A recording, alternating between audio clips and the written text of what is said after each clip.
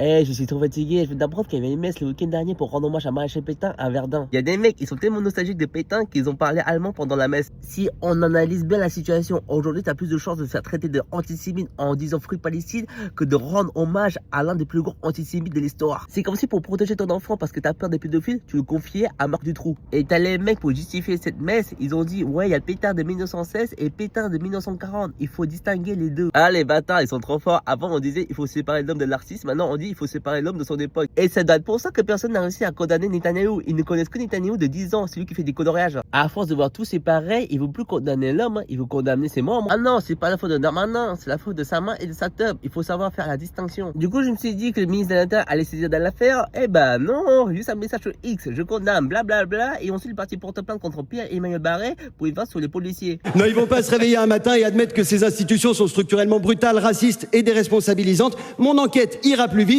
Des viols, des mutilations, des meurtres et des mecs qui se filment en train de faire tout ça en se marrant. En fait, la police et la gendarmerie, c'est Daesh avec la sécurité de l'emploi. Merci de m'avoir écouté.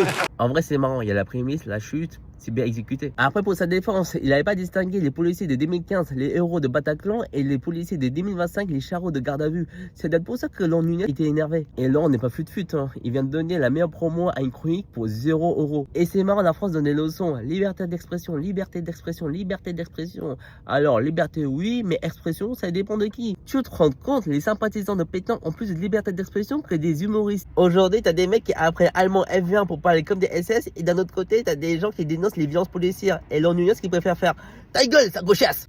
Kim Jong-un, il doit nous regarder avec des jumelles comme ça. Ouh, c'est ça la démocratie. L'année dernière, Guillaume Meurice a été viré de France Inter parce qu'il a comparé Netanyahou à un nazi sans prépuce. En gros, Bibi a plus de liberté d'expression que Guillaume Meurice, alors qu'il n'est pas français et il vit même pas en France. Et le pire, c'est que c'est plus grave de parler des prépuces de Netanyahou que de celui de Brigitte. Et la seule différence des deux, c'est que l'un n'existe pas, l'autre, il a une belle moustache. Les fachos, tous les jours, ils viennent tester la limite du racisme par des ouvertures de fenêtres d'Overton et avec des arguments de zinzin. Et si on continue à ne plus être choqué, ça serait plus la fenêtre d'Overton qu'on aura, ce serait une porte, la porte de clichés.